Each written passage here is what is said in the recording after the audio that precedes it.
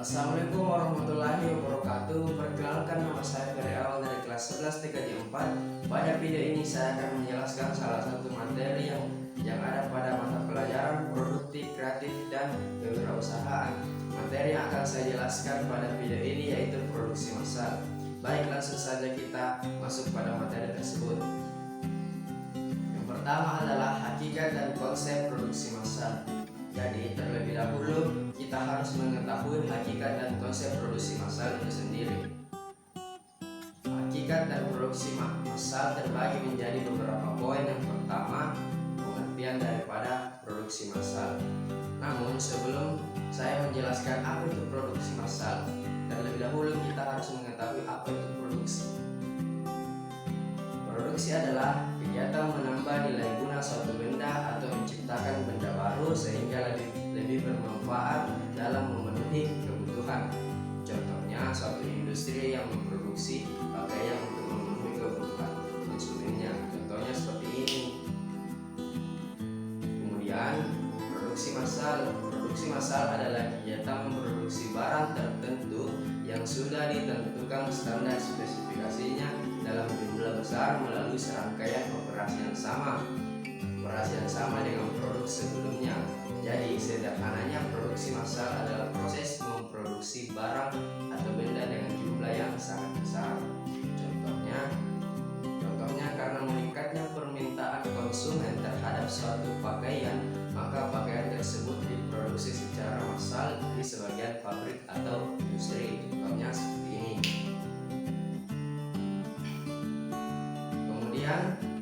Kemudian kita masuk pada ciri-ciri produksi massal. Produksi massal memiliki beberapa ciri-ciri. Yang pertama, produk yang dihasilkan dalam jumlah besar.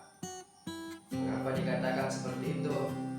Karena memang produksi massal adalah proses memproduksi suatu barang atau benda dalam jumlah yang besar. Contohnya, pada bulan Januari 2021, perusahaan konveksi baju kaos memproduksi baju kaos sebanyak 10.000. Kemudian biaya per unit rendah. Mengapa dikatakan biaya per unit rendah? Karena pembelian bahan baku dalam jumlah yang sangat banyak membuat biaya menjadi murah. Kemudian bertujuan menguasai pasar. Karena yang diproduksi sangat banyak, jadi tentu membutuhkan pasar yang sangat luas. Dijual di pasar bebas atau dimanapun bisa diperjualbelikan. Kemudian hampir tidak ada variasi produk, atau bisa dikatakan semua hasil produk itu sama. Jadi ketika kita mempunyai suatu barang yang sama dengan orang lain, maka barang tersebut masuk ke dalam kategori produksi massal. Contohnya seperti pakaian saya seperti yang sekarang. Kemudian harus ada stok yang memenuhi kebutuhan pas pada saat masa tunggu. Kemudian bila terjadi kelebihan produk atau overproduction, perusahaan atau industri akan memaksa pasar dengan melakukan promosi, diskon, hadiah agar produk cepat terserap. Contohnya seperti ini. Kemudian kita lanjut ke poin yang ketiga, kelebihan dan kekurangan produksi massal. Kelebihannya yang pertama, hemat biaya. Mengapa dikatakan hemat biaya? Karena itu tadi, bahan baku dalam jumlah yang banyak akan membuat biayanya menjadi murah. Kemudian yang kedua, dengan kegiatan produksi massal kita dapat mengefisienkan waktu. Kemudian yang ketiga, tingkat keakuratannya tinggi. Dan yang keempat, tingkat produksi cepat karena proses produksi hanya fokus pada satu produk saja. Sedangkan kekurangan produksi massal yang pertama, kegiatan produksi sangat kaku, kurang beragamnya variasi produk karena kegiatan produksi massal lebih mengutamakan satu produk saja. Kemudian biaya mesin mahal. Kenapa biaya mesin mahal? Karena banyak produk yang diproduksi membuat biaya mesin menjadi banyak juga. Kemudian tidak ada jaminan produk akan laris di pasaran. Karena banyaknya produk yang diproduksi, maka sebuah instansi atau industri tidak menjamin produknya akan habis atau laris di pasaran. Itu tadi poin yang pertama, yaitu proses produksi massal. Kemudian kita lanjut pada poin yang kedua, yaitu perencanaan produksi massal. Ada beberapa poin yang akan saya jelaskan pada perencanaan produksi massal. Yang pertama, pengertian perencanaan produksi massal. Perencanaan produksi massal dapat diartikan sebagai proses untuk memproduksi barang pada suatu periode sesuai yang telah dijadwalkan melalui pengelolaan sumber daya seperti tenaga kerja, bahan baku, dan peralatan. Perencanaan produksi berguna untuk mengarahkan seluruh aktivitas rutin tenaga kerja. Kemudian yang kedua, ruang lingkup perencanaan produksi.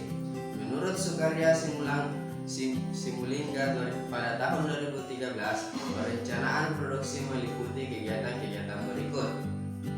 Pertama, mempersiapkan rencana produksi. Jadi sebelum kita melakukan produksi massal, kita harus menyiapkan rencana produksi. Kemudian yang kedua, kita harus membuat jadwal penyelesaian produk. Ketiga, merencanakan produksi dan pengadaan bahan dari luar. Keempat, menjadwalkan proses operasi tiap unit. Dan yang kelima, menyampaikan jadwal pada pemesan. Kemudian poin selanjutnya yaitu tujuan dan fungsi perencanaan produksi. Tujuannya antara lain meminimalkan biaya serta memaksimalkan keuntungan. Artinya, salah satu tujuan perencanaan produk massal yaitu meminimalkan biaya produksi dan memaksimalkan keuntungan.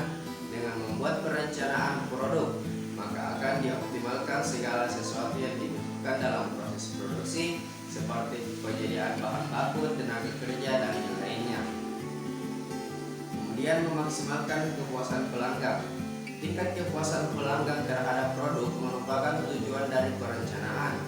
Semakin besar tingkat kepuasan pelanggan terhadap produk, maka semakin mudah bagi perusahaan untuk mendapatkan keuntungan. Sebaliknya, semakin pelanggan tidak puas akan produk yang kita produksi, maka semakin sulit bagi perusahaan mendapatkan keuntungan dari produk tersebut. Kemudian, meminimalkan perubahan tenaga kerja. Perencanaan produksi yang baik juga akan menentukan berapa banyak tenaga kerja yang harus digunakan untuk menghasilkan suatu produk. Dengan perencanaan yang berkaitan dengan tenaga kerja tersebut, maka biaya tenaga kerja pun bisa diminimalkan. Kemudian, memaksimalkan perlengkapan inventaris pabrik. Dengan perencanaan produk yang baik berarti penggunaan perlengkapan yang terdapat dalam pabrik pun dimaksimalkan. Kemudian kita beralih ke fungsi perencanaan produksi. Pada fungsi terbagi menjadi beberapa. Yang pertama, menjamin rencana produksi dan pemasaran produk. Perencanaan yang tepat mampu memudahkan perusahaan untuk menjamin rencana penjualan produk kepada konsumen sesuai dengan rencana yang tepat.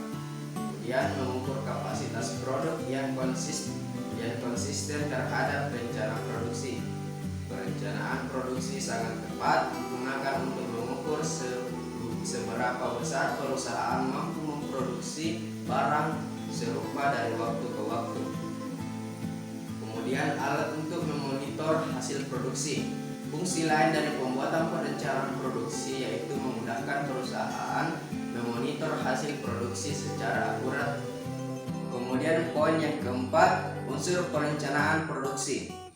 Tujuan produksi harus dibuat sejelas mungkin dan mampu dipahami oleh manajemen perusahaan. Kemudian pengukuran dan standar produksi, artinya perencanaan produksi tidak hanya dilakukan atas tujuan saja, tetapi juga harus mengukur kemampuan konsumen dalam menyerap produk tersebut. Kemudian perencanaan merupakan fakta juga objektif. Perencanaan produksi harus apa adanya dan memiliki pemikiran yang cukup rasional, bukan hanya sebagai angan-angan saja. Kemudian perencanaan harus bisa diukur.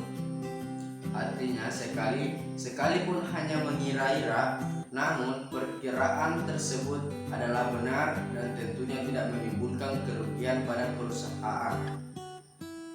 Dan terakhir, tahap awal pelaksanaan produksi. Perencanaan harus menjadi langkah awal bagi perusahaan dalam menghasilkan barang yang dibutuhkan oleh konsumen. Kemudian poin yang kelima, jenis-jenis perencanaan produksi. Yang pertama, perencanaan jangka panjang atau long range planning. Perencanaan jangka panjang merupakan perencanaan produksi lebih dari 1 tahun, bahkan hingga 5 tahun mendatang. Kemudian perencanaan jangka menengah atau medium range planning. Perencanaan jangka menengah merupakan perencanaan yang dibuat untuk kegiatan produksi selama 2-3 tahun mendatang. Kemudian perencanaan yang terakhir yaitu perencanaan jangka pendek atau short range planning. Perencanaan jangka pendek merupakan penentuan kegiatan produksi yang akan dilakukan dalam jangka 1 tahun mendatang atau bahkan kurang dari 1 tahun. Kemudian poin yang keenam, faktor-faktor yang berpengaruh terhadap perencanaan produksi.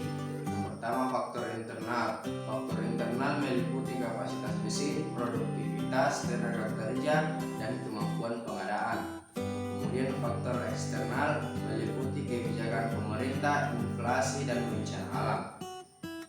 Baik, mungkin hanya seperti itu yang dapat saya jelaskan pada video ini. Mohon maaf apabila ada salah kata. Saya dari awal